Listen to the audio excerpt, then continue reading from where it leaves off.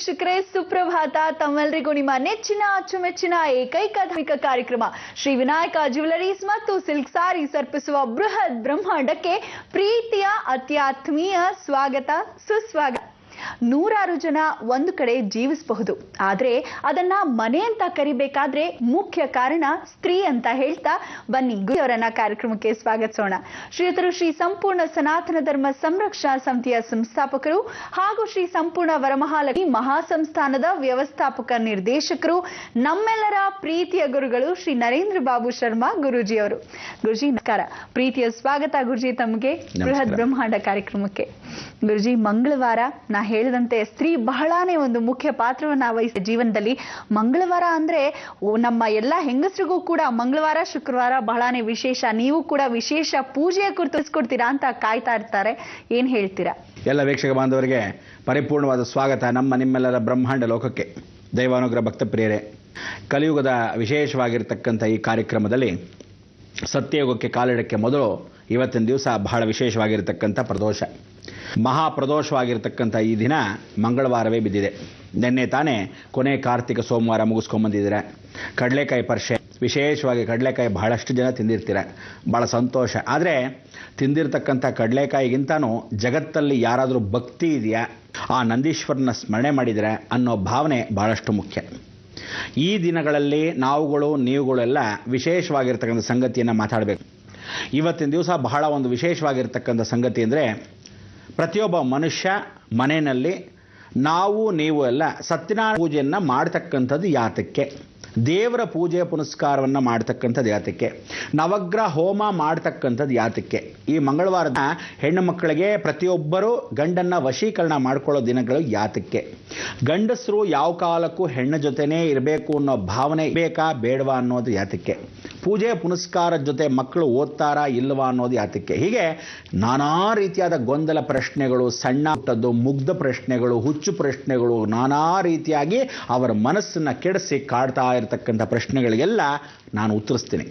ಏನಕ್ಕೆ ಅಂದರೆ, ಕೆಲವೊಂದು ವಿಚಾರಗಳನ್ನು ಕೆಲವು ಸಮಯದಲ್ಲೇ ಮಾಡಬೇಕು, ಕೆಲವೊಂದು ವಿಚಾರಗಳನ್ನು ಕೆಲವು ಸಮಯದಲ್ಲಿ ಮಾಡಲೇಬಾರ್ದು, ಕೆಲವೊಂದು ವಿಚಾರಣೆಗಳನ್ನ ಮಾಡಬಹುದು, ಆದರೆ ಯಾವ ಸಮಯ ಅನ್ನೋದು ಯೋಚನೆ ಮಾಡಬೇಕು ಅನ್ನೋದು ಜೀವನದ ರಹಸ್ಯ.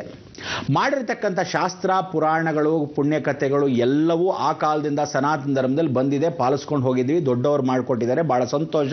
ಆದರೆ ಮುಂದಕ್ಕೂ ಪಾಲಿಸಲೇಬೇಕಾ, ಅಥವಾ ಮಧ್ಯದಲ್ಲಿ ಬಿಟ್ಟು ಹೋಗಿದ್ರೆ ಒಳ್ಳೇದಾ, ಅಥವಾ ಬಿಟ್ಟರಿಂದ ಯಾವ ಕರ್ಮಗಳು ನಾವು ಕಟ್ಕೊತೀವಿ ಅನ್ನೋದು ಜೀವನದ ರಹಸ್ಯ. ಸತ್ಯನಾರಾಯಣ ಪೂಜೆಯನ್ನು ಮಾಡ್ತಕ್ಕಂಥ ವಿಧಿ ಎರಡು ಕಾಲದಲ್ಲಿ, ಒಂದು ವಿವಾಹಿತ ಆಗಿರ್ತಕ್ಕಂಥ ಜೀವನದಲ್ಲಿ, ತದನಂತರ ಮಾಡ್ಕೋಬೇಕಾದ ಸತ್ಯನಾರಾಯಣ ಪೂಜೆ. ಎರಡನೇ ಭಾಗ ವಿಶೇಷವಾಗಿರ್ತಕ್ಕಂಥ ಸತ್ಯನಾರಾಯಣ ಪೂಜೆ ಮನೆ ಗೃಹ ಪ್ರವೇಶ ಮಾಡೋ ಸಮಯದಲ್ಲಿ ಯಾವ ಕಾಲಕ್ಕೂ ಗೃಹ ಪ್ರವೇಶದಲ್ಲಿ ಸತ್ಯನಾರಾಯಣ ಪೂಜೆ ಸತ್ಯವಾಗೇ ಇದ್ದಾನ. ಬರೀ ನಾರಾಯಣ ಪೂಜೆ ಅಂತ ಯಾಕೆ ಹೇಳಬಾರ್ದು, ಸತ್ಯನಾರಾಯಣ ಪೂಜೆ ಅಂತ ಯಾಕೆ ಹೇಳಬೇಕು ಅಂದರೆ, ಕೃಷ್ಣದೇವರಾಯರ ಕಾಲದಿಂದ ಪ್ರಥಮವಾಗಿ ಪ್ರಾರಂಭವಾಗಿರ್ತಕ್ಕಂಥ ನಾರದ ಮಹಾಮುನಿಗಳ ಮುಖಾಂತರವಾಗಿ ಭೂಮಿಗೆ ಬಂದಿರತಕ್ಕಂಥದ್ದು ಸತ್ಯನಾರಾಯಣ ವ್ರತ. ಆ ಸತ್ಯನಾರಾಯಣ ವ್ರತ ಯಾತಕ್ಕೆ ಮಾತಾಡ್ತಾ ಇದ್ದೀನಿ ಅಂದರೆ, ಇವತ್ತೇ ಸ್ವತಃ ನಾರದ ಮಹಾಮುನಿಗಳು ಸತ್ಯನಾರಾಯಣ ವ್ರತವನ್ನು ಆ ಕಾಲದ ವಿಜಯನಗರ ಸಾಮ್ರಾಜ್ಯದಲ್ಲಿ, ಈ ಕಾಲದ ವಿಶೇಷವಾಗಿರ್ತಕ್ಕಂಥ ನಮ್ಮ ಆ ಹಂಪಿಯ ವಿಶೇಷವಾದ ಕ್ಷೇತ್ರಗಳಲ್ಲಿ ಕೃಷ್ಣದೇವರಾಯರು ಆಂಧ್ರ ಪ್ರಾಂತ್ಯದಿಂದ ಬಂದು ಈ ಸತ್ಯನಾರಾಯಣ ವ್ರತವನ್ನು ಯಾತಕ್ಕೆ ಮಾಡಿದ್ರು ಅಂದರೆ, ಹೊಸ ರಾಜ್ಯಕ್ಕೆ ಕಾಲಿಟ್ಟಾಗ, ಅಂದರೆ ಆಂಧ್ರ ಪ್ರಾಂತ್ಯದಿಂದ ಬಂದಾಗ ಕರ್ನಾಟಕದಲ್ಲಿ ವಿಜಯನಗರ ಸಾಮ್ರಾಜ್ಯವನ್ನು ಪ್ರತಿಷ್ಠಾಪನೆ ಮಾಡಿದಾಗ, ಅದಕ್ಕೆ ಗೃಹ ಪ್ರವೇಶ ಅಂತ ಮಾಡಿದಾಗ ಅವರ ಧರ್ಮಪತ್ನಿಯಾಗಿ ತಿರುಮಲಾಂಬ ಜೊತೆಗೆ ಆ ಸತ್ಯನಾರಾಯಣ ವ್ರತ ಕಥೆಯನ್ನು ಮಾಡಿದ್ರು. ಇಷ್ಟೆಲ್ಲ ವಿಶೇಷವಾಗಿ ಸತ್ಯನಾರಾಯಣ ವ್ರತವನ್ನು ನಾರದ ಮಹಾಮುನಿಗಳೇ ಸ್ವತಃ ಭೂಲೋಕಕ್ಕೆ ಬಂದು ಮಾಡಿಸಿದ್ದಾರೆ ಅಂತ ಒಂದು ಸಂಪ್ರದಾಯ. ಆ ಸಂಪ್ರದಾಯದ ಮುಖಾಂತರ ನೀವುಗಳು ಎಲ್ಲ ನೋಡ್ತಕ್ಕಂಥದ್ದು ಮಾರ್ಕಂಡೇಯ ಋಷಿಗಳು ಅಲ್ಲಿ ನೋಡ್ತಕ್ಕಂಥದ್ದು ದಧೀಚಿ ಅಂತ. ದಧೀಚಿ ಅಂತಕ್ಕಂಥ ಒಂದು ರಾಕ್ಷಸ ಸ್ವರೂಪ. ಆ ರಾಕ್ಷಸ ಸ್ವರೂಪದಲ್ಲಿ ಮಾಯೆ, ಆ ಮಾಯೆ ಏನು ಮಾಡಿತು, ಯಾವ ಕಾಲಕ್ಕೂ ಸತ್ಯನಾರಾಯಣ ಅಂತ ಯಾತಕ್ಕೆ ಬಂತು ಅಂದರೆ, ನಾವು ವ್ರತ ಮಾಡೋದು ಸತ್ಯನಾರಾಯಣ ವ್ರತಕ್ಕೋಸ್ಕರ ಅಲ್ಲ.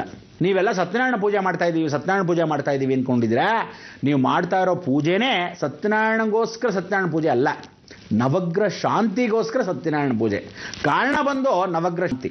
ಅಲ್ಲಿ ನಾವು 9 ನವಧಾನ್ಯಗಳಿಡ್ತೀವಿ. ಆ ನವಧಾನ್ಯಗಳ ಮೇಲೆ ಕಲಶವನ್ನು ಆಹ್ವಾನ ಮಾಡ್ತೀವಿ. ಆ ಕಲಶಗಳಿಗೆ ನವಧಾನ್ಯಗಳ ಜೌಪದಲ್ಲಿ ನವಗ್ರಹ ದೋಷಗಳನ್ನು ಮನೆಯಲ್ಲಿ ಗೃಹ ಪ್ರವೇಶ ಮಾಡಕ್ಕೆ ಅಥವಾ ವಿವಾಹವಾದ ನಂತರ ಗಂಡ ಹೆಂಡತಿರ ಬಾಂಧವ್ಯದಲ್ಲಿ ಏನಾದರೂ ಕುಂದುಕೊರತೆಗಳು ಬಂದಾಗ ನವಗ್ರಹ ಶಾಂತಿ, ನವಗ್ರಹ ದೋಷ ಪರಿಹಾರಕ್ಕೋಸ್ಕರ ಸತ್ಯನಾರಾಯಣ ವ್ರತ.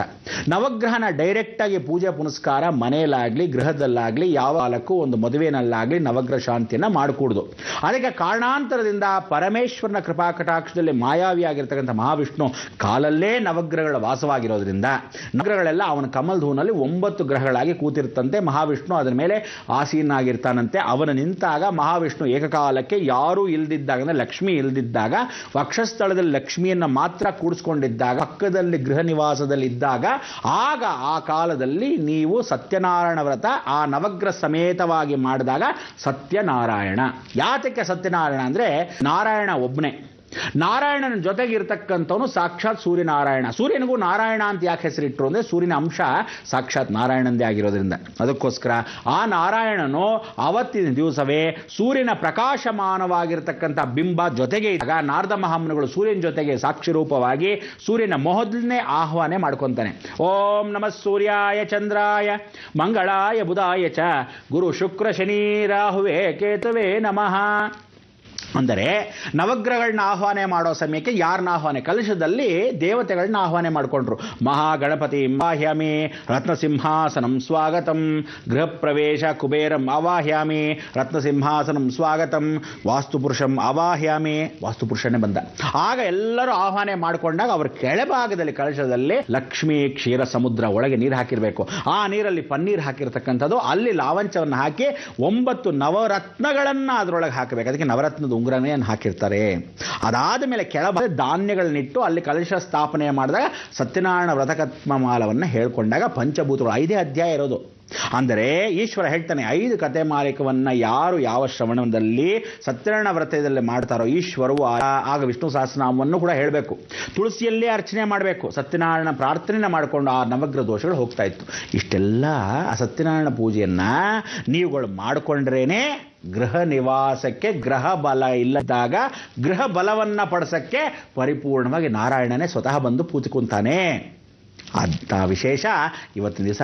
ಅಂಥ ವಿಶೇಷ ನಾರದ ಮುನಿಗಳು ಕೃಷ್ಣದೇವರಾಯರಿಗೆ ಹೇಳಿದ್ದಕ್ಕೆ ಸಾಕ್ಷಿರೂಪ. ಇವತ್ತು ನೀವಲ್ಲಿ ಹೋಗಿ ನೋಡ್ಬೋದು, ಪ್ರಪಂಚದಲ್ಲೇ ದೊಡ್ಡ ಸತ್ಯನಾರಾಯಣ ಇಡೀ ಜಗತ್ತಲ್ಲಿ ಇಲ್ಲದೆ ಇರೋದು ಅನ್ನಾವರಮ್ಮ. ಆ ಕಥೆಗಳನ್ನ ಒಂದಷ್ಟು ವಿಚಾರ ಮಾತಾಡ್ತೀನಿ, ಕಾಯ್ತಾರಿ ಬಂದೆ.